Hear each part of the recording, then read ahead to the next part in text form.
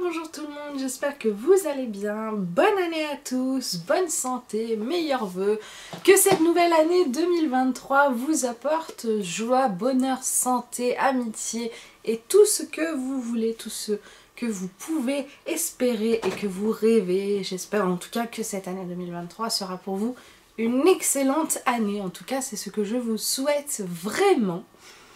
Dans cette vidéo, on va parler de pas mal de choses. On va parler notamment de mes résolutions, de mes 3 résolutions pour 2023.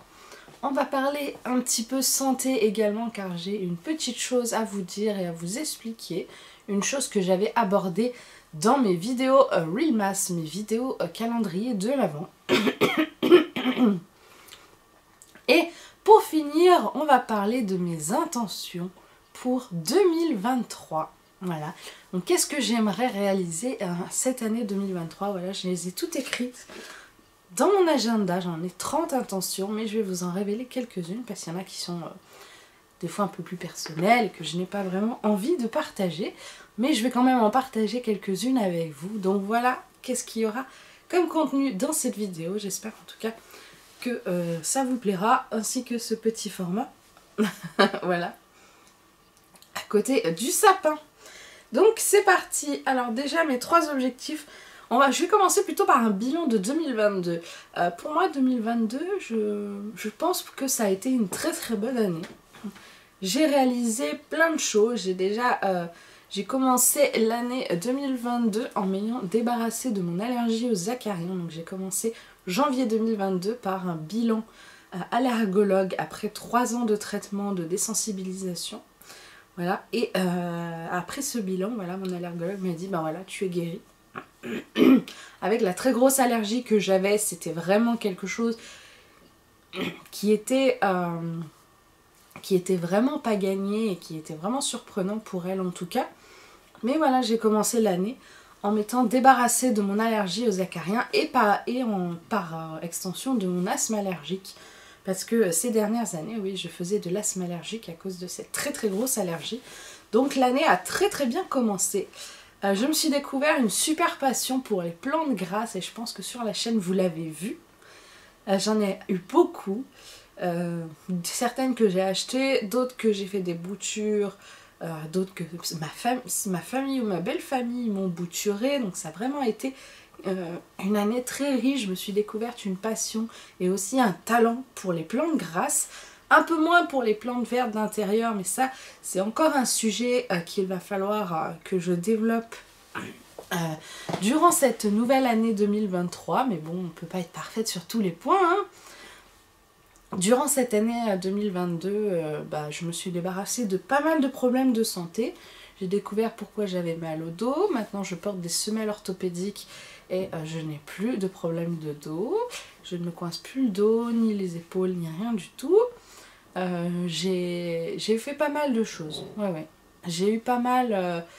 il y a eu pas mal de positifs durant cette année 2022. J'ai eu également une sinusite en octobre. Là, en décembre, j'ai eu une semaine. Bon, je peux vous le dire. La semaine où on était malade en décembre, avec le chéri, on a eu le Covid. Voilà, je vous l'ai pas dit. Mais on a eu le Covid variant Omicron. Et voilà. C'était pas drôle. Ça ressemble en fait à une sinusite croisée avec une grippe. Et c'est vraiment horrible. Voilà. Donc j'ai été malade 2 fois durant cette fin d'année. Mais sinon, on va dire que c'était une très très bonne année. Et surtout, excusez-moi, j'ai la voix enrouée depuis ce matin.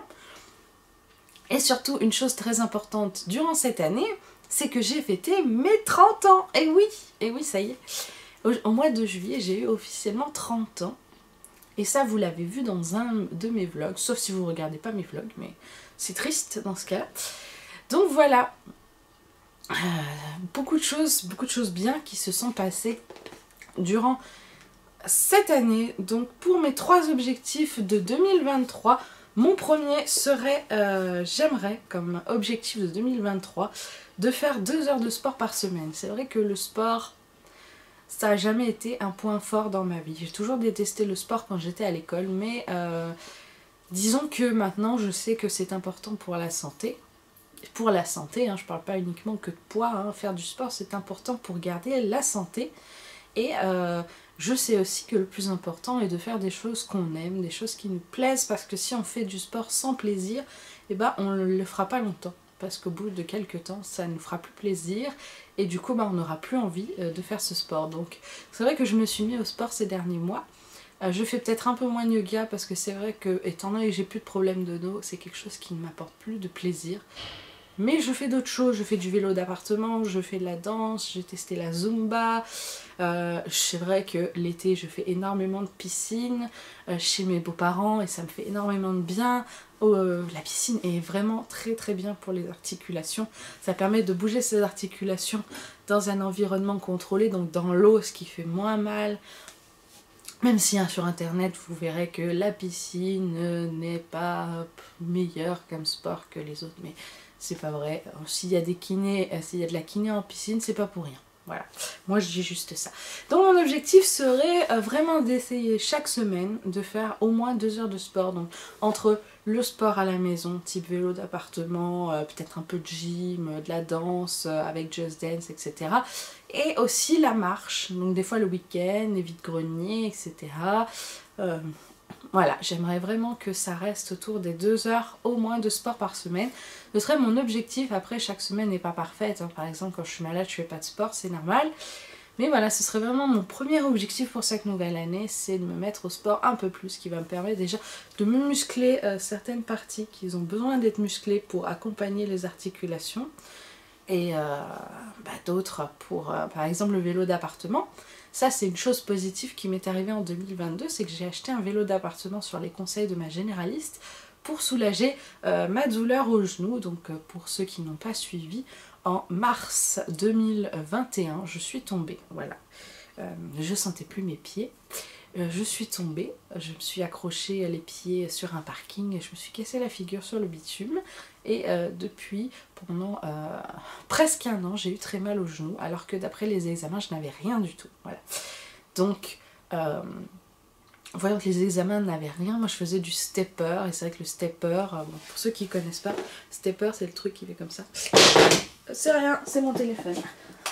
Je savais qu'il allait glisser. Donc voilà, le stepper c'est vraiment le truc où vous montez et ça fait comme ça, comme ça. Donc c'est vrai que ma généraliste m'a dit non, arrête ça tout de suite. Le stepper pour les genoux c'est vraiment horrible. En fait ça simule la marche, le stepper, et pas tellement pas tellement, ça simule la montée d'escalier, le stepper, et pas vraiment la marche. Donc c'est vrai que c'est pas top.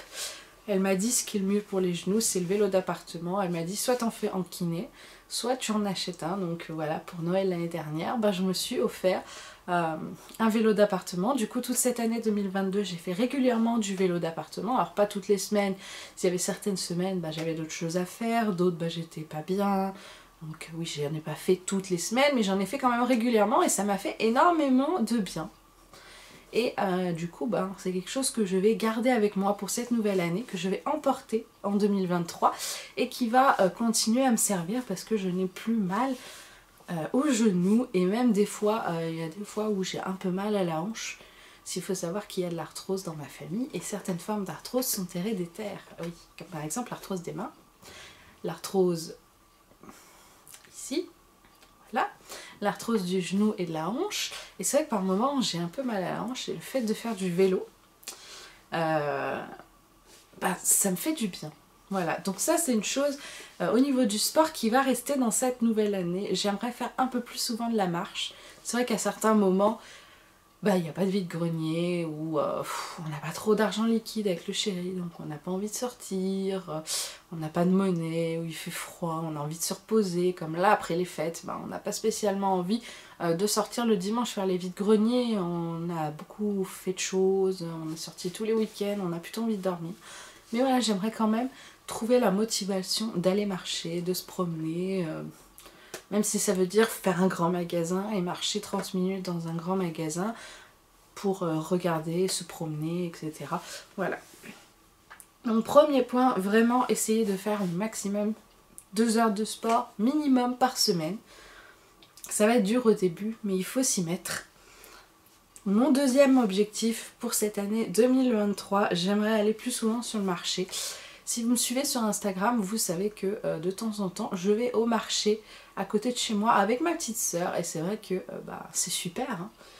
C'est beaucoup moins cher les légumes sur le marché que dans les hypermarchés.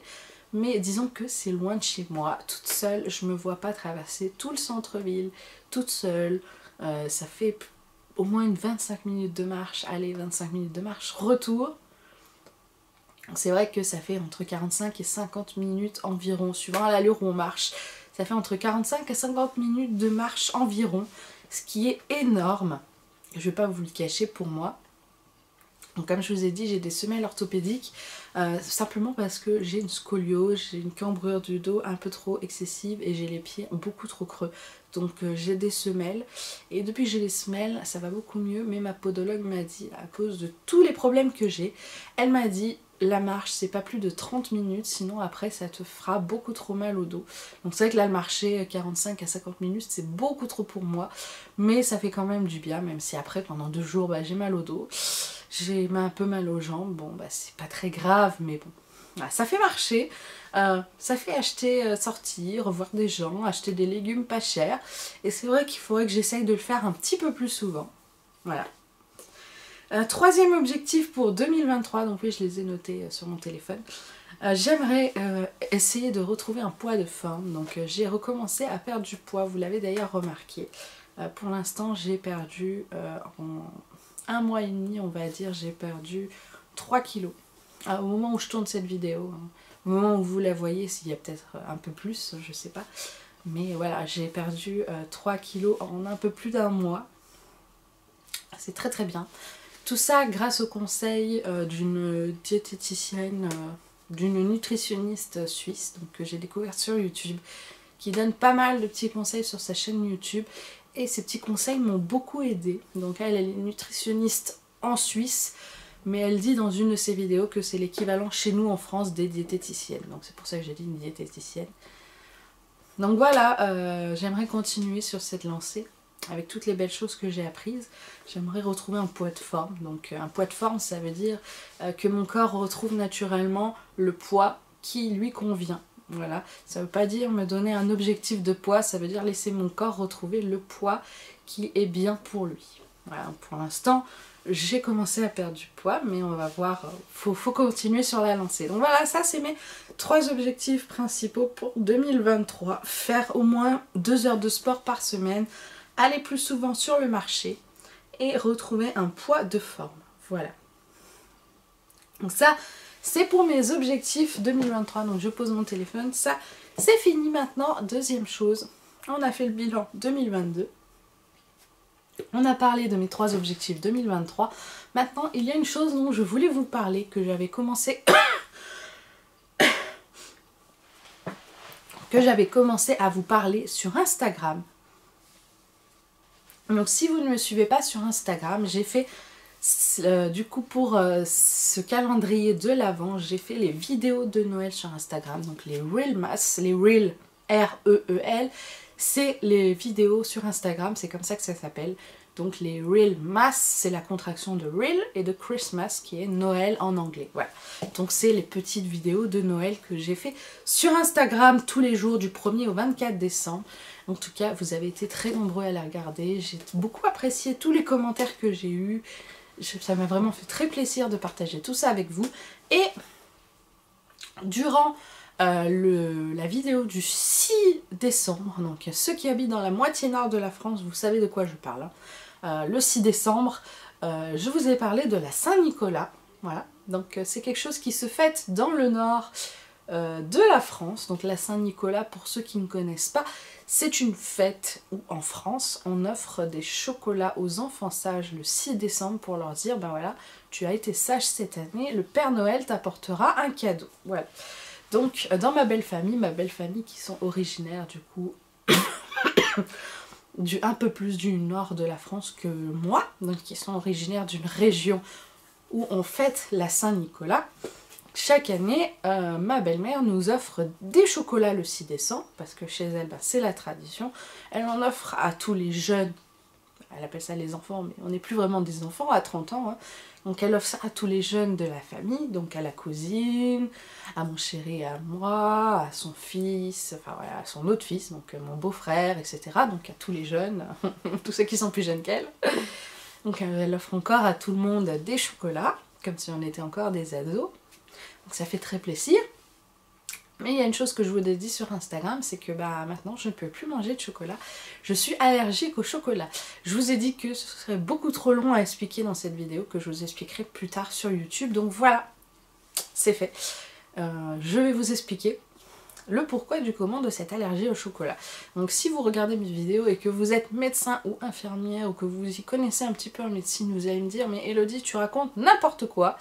L'allergie au chocolat, ça n'existe pas. » Donc, littéralement parlant, oui, si je vais chez une allergologue pour me faire des tests, vous savez, avec les gouttes, les aiguilles, tout ça, oui, l'allergie au chocolat n'existe pas en tant que vraie allergie.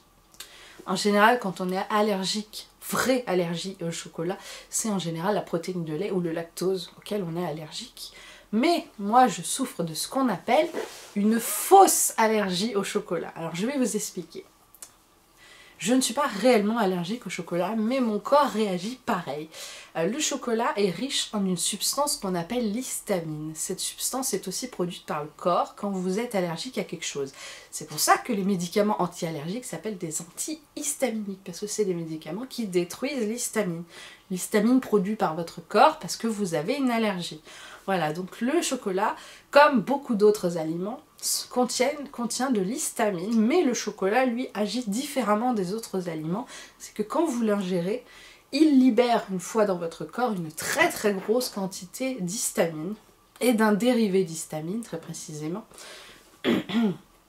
Et normalement, notre intestin produit une enzyme qui est censée, un peu comme la vitamine D qui est le calcium, à se fixer sur les os. Bon, vous connaissez tous, il était une fois la vie, voilà.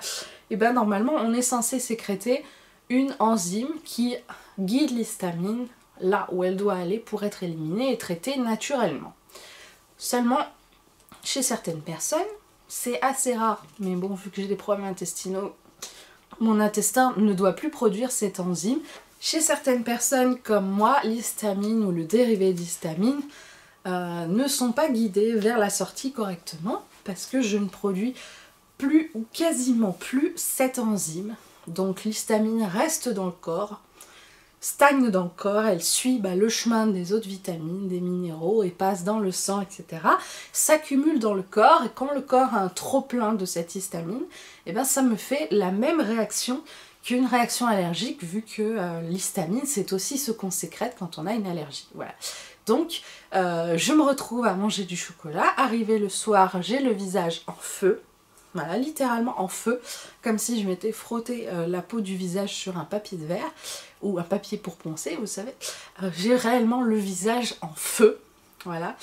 Voilà. Ça me fait comme une réaction allergique. Et j'ai même testé le chocolat blanc. Et pour tout vous dire, j'ai failli mourir d'une crise d'asthme. Littéralement. J'ai eu une crise d'asthme aiguë. C'était pas drôle du tout. Donc voilà. Pour tout vous dire, ça m'est arrivé en 2014 pour la première fois. Je ne savais absolument pas ce qui m'arrivait. Je me suis, un soir, je vais me coucher. J'ai le visage totalement en feu. Mais en feu. Je ne comprenais pas du tout ce qui se passait. Au bout de quelques temps, je me suis dit, c'est forcément une allergie. Ça peut pas être autre chose. Donc j'ai commencé à éliminer les plus évidents. J'ai pas de nouveaux produits d'entretien, donc c'est pas ça. J'ai pas de nouveaux produits de beauté, donc c'est pas ça non plus. Donc finalement il restait que l'alimentaire. Donc un jour où ça me l'a fait, je me suis assise tranquillement et j'ai réfléchi, j'ai mangé quoi? J'ai mangé quoi là? Et c'est arrivé comme une évidence. Ah bah j'ai ingéré beaucoup de chocolat. Donc voilà, 2014, j'ai découvert que j'avais une allergie au chocolat. Donc je suis allée voir mon généraliste que j'avais à cette époque. Et il m'a expliqué du coup ce que je viens de vous dire. Donc que c'était dû à l'excès d'histamine dans le corps. Et il m'a dit, bah t'arrêtes 6 mois. Et tu verras, tu retestes, si ça recommence. Tu arrêtes 6 mois et normalement ça devrait aller. Donc au total, j'ai arrêté le chocolat pendant 1 an. En 2015, j'ai pu reprendre le chocolat. Et la preuve que... voilà. je ne gère toujours pas l'histamine dans le chocolat. Voilà. Donc mon corps ne gère plus l'histamine. Il y a beaucoup de choses que je ne fabrique plus. Par exemple, à cause du médicament que je prends pour mon estomac, eh bien, je ne produis plus l'enzyme que l'acide gastrique est censé produire. En gros, pour vous expliquer vite fait, j'ai ce qu'on appelle une hernie hiatale. Je l'ai depuis ma naissance, parce que c'est quelque chose qui peut arriver aussi, par exemple quand on est en surpoids, mais je l'ai depuis ma naissance. Donc une hernie hiatale, c'est simplement l'estomac en fait qui n'est pas garé à la bonne place de parking. Bon, pour vous donner une image, mon estomac n'est pas exactement là où il devrait être. Il remonte légèrement dans le diaphragme, ce qui fait que normalement quand on mange et qu'on digère, il y a un petit clapet qui se ferme, l'estomac digère, un peu comme un mixeur. Vous voulez mixer, vous mettez le chapeau, vous mixez. Bon, bah là c'est pareil. Quand on mange, voilà, on a fini de manger, l'estomac ferme avec un petit clapet et on digère. Mon estomac, vu qu'il n'est pas au bon endroit, qu'il est remonté de quelques millimètres dans le diaphragme, eh ben, il ne peut pas digérer fermé. Donc j'ai tout le temps d'énormes remontées d'acide qui vont des fois même jusqu'à la gorge. Donc je prends un médicament qui me permet de réduire naturellement l'acidité de mon estomac. Donc mon estomac n'a plus beaucoup d'acidité, ce qui me permet de ne plus avoir de remontée d'acide. Donc le problème de ce médicament, qu'on appelle les IPP pour ceux qui connaissent, le problème de ces médicaments, c'est que étant donné que je n'ai plus beaucoup d'acide gastrique, et ben certaines vitamines et certains minéraux, comme par exemple le magnésium et la vitamine B12, sont absorbés grâce à une enzyme produite par l'acide gastrique. Et vu que j'en ai pas quasiment plus d'acide gastrique, et ben je n'absorbe plus le magnésium et la vitamine B12. Voilà. Donc, mon corps est une succession d'hormones et d'enzymes que je ne produis plus. Voilà. Mais bon, malheureusement, c'est à cause de problèmes de santé, de famille, dont je ne peux absolument rien. C'est ça le pire. Voilà. Donc, mon problème d'allergie au chocolat est revenu en 2022, donc il y a quelques semaines. Pour vous dire, même 3 semaines, 1 mois avant Noël. Hein. Donc, je me suis résignée à ne plus manger de chocolat. Je pourrais très bien continuer à faire 1 an sans chocolat et en remanger, mais je ne suis pas sûre qu'il n'y ait que ça comme effet secondaire. Parce qu'à l'époque, en 2014, il n'y avait pas énormément de recherches sur le sujet. Maintenant, bon, depuis 2014, il y a quand même 8 ans qui se sont passés. Vu qu'en plus, c'était 8 ans et demi à peu près. Il y a beaucoup de recherches qui ont été faites et il y a des recherches notamment qui ont été faites sur le fait que ça ne provoque pas, l'excès d'enzymes dans le corps ne provoque pas uniquement des symptômes d'allergie.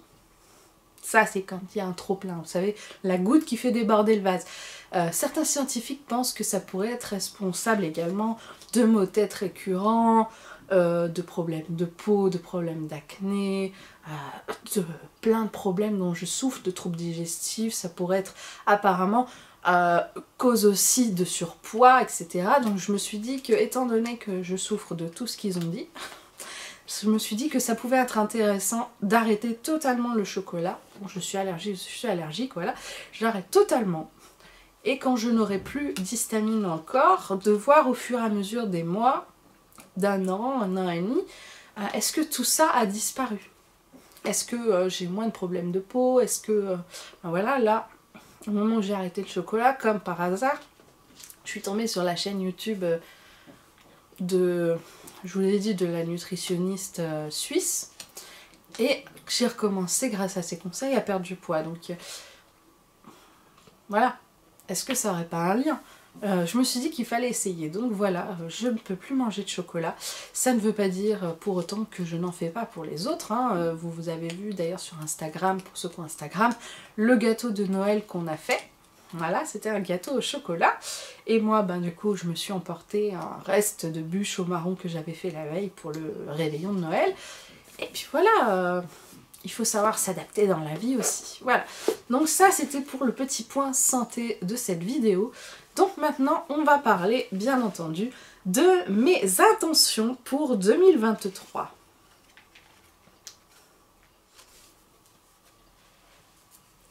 Alors, j'essaierai de vous mettre des petits morceaux de vidéos ou des photos pour vous illustrer un peu les choses que je dis. Alors, une chose que j'aimerais réaliser cette année, donc les intentions, c'est plus léger que les objectifs. Les objectifs, c'est vraiment des choses qu'il faut que je fasse. C'est un objectif, je dois le valider. Une intention, c'est j'aimerais faire ceci, je voudrais réaliser cela, mais si ça se fait pas, c'est pas grave, c'est pas des objectifs définis, absolument prioritaires, quoi. C'est vraiment des intentions. Donc, une première chose que j'aimerais réaliser durant cette nouvelle année, c'est de faire un puzzle et de le mettre dans un cadre. Alors ça, c'est quelque chose que j'adore vraiment. J'ai 2 puzzles, un beau puzzle de tigre que je trouve magnifique et un puzzle de Animal Crossing qu'on a trouvé, je crois que c'était en cache, et qui est vraiment, vraiment super beau. Donc je ne sais pas du tout par lequel je vais commencer, mais je sais qu'il y a un endroit là-bas, à côté de l'arbre à chat,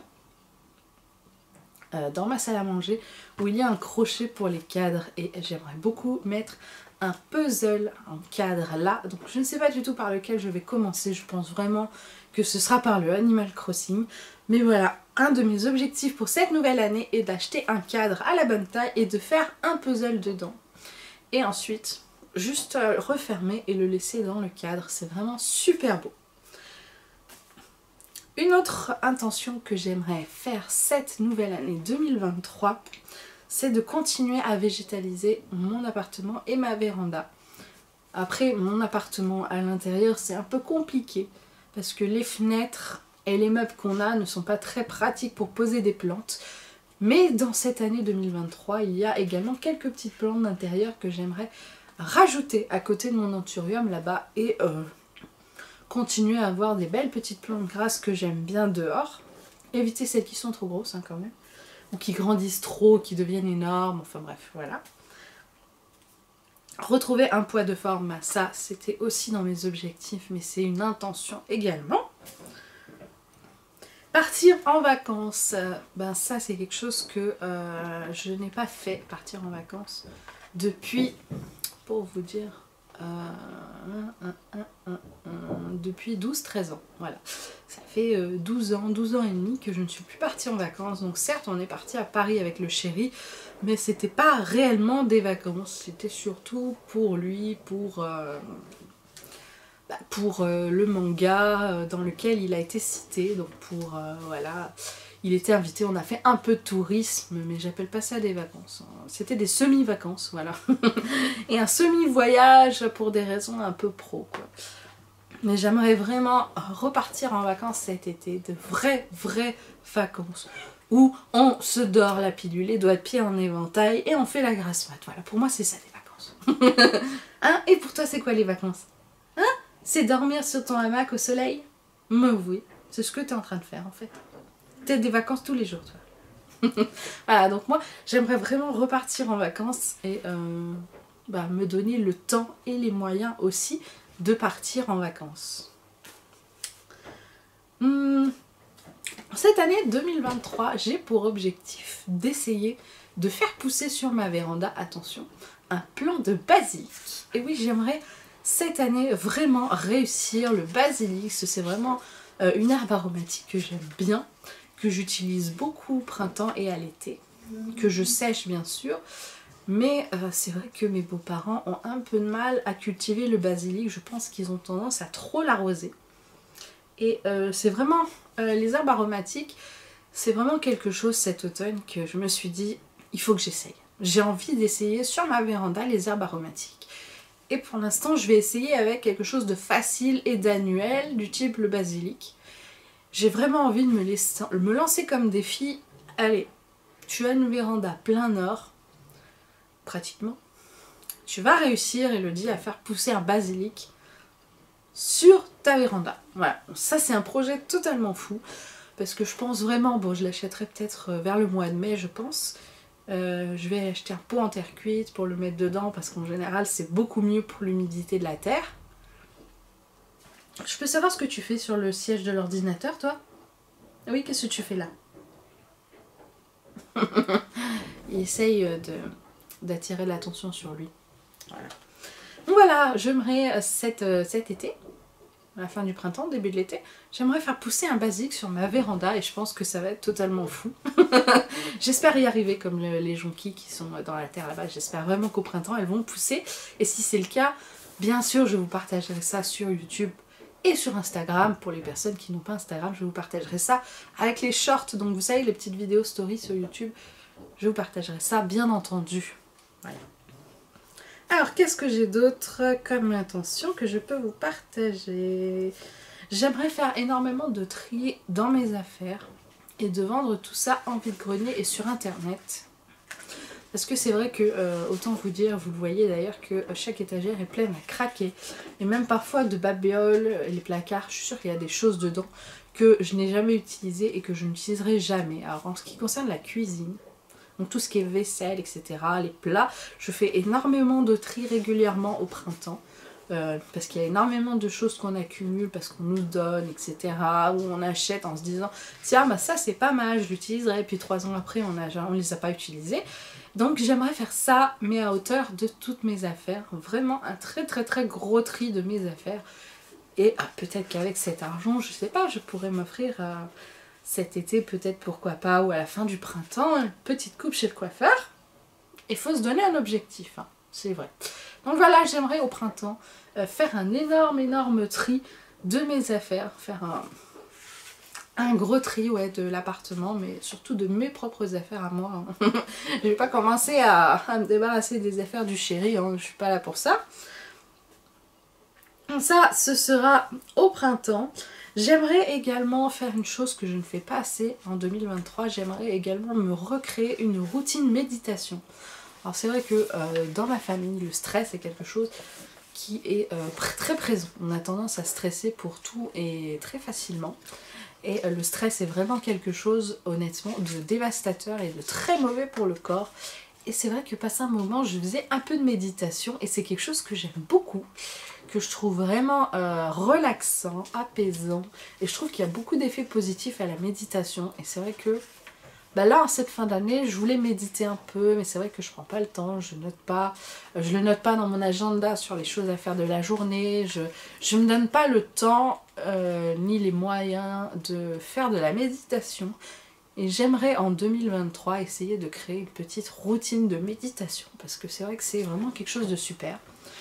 Et j'aimerais m'y mettre avec un peu plus de sérieux. Voilà. J'aimerais lire au moins un livre par mois, c'est quelque chose que j'essaye déjà de faire. Mais durant cette année 2023, j'aimerais au total au moins avoir lu 15 livres et je pense que c'est faisable. C'est vrai que les livres, j'adore ça, j'adore les enquêtes policières, j'adore plein de choses. En ce moment, je lis beaucoup d'Agatha Christie, j'en achète encore sur internet dès que je n'ai pas. Au total, déjà, il y en a 2,5 que j'ai lus parmi tous ceux que j'ai là. Et je vais continuer à lire. Lire, ça permet de s'évader, ça permet de se détendre, d'apprendre de nouvelles histoires. C'est quelque chose de vraiment super. Donc il faut s'y mettre avec un peu plus de sérieux. Objectif pour 2023, 15 livres. Allez, on est fou, totalement.